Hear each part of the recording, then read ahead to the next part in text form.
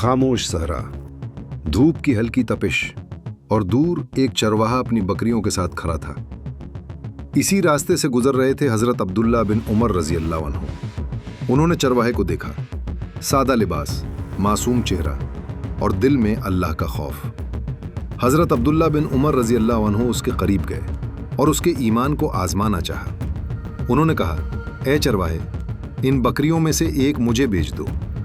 चरवाहे ने आजिज़ी से जवाब दिया, ये बकरियां मेरी नहीं, मैं तो सिर्फ निगहबान हूं। हजरत अब्दुल्ला बिन उमर रजी अल्लाह अन्हु ने दोबारा कहा, अपने मालिक से कह देना कि भेड़िया ले गया।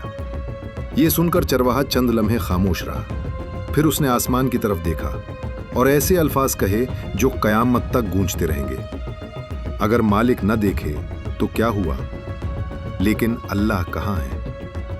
ये सुनकर हजरत अब्दुल्ला बिन उमर रजी अल्लाह अन्हु की आंखों में आंसू आ गए। वो वापस मदीना आए, उस चरवाहे को तलाश किया और उसे उसके मालिक से खरीद कर आज़ाद कर दिया और फरमाया, ये एक जुमला तुम्हें दुनिया और आखिरत में कामयाब कर गया। इंसान लोगों से छुप सकता है लेकिन अल्लाह से नहीं।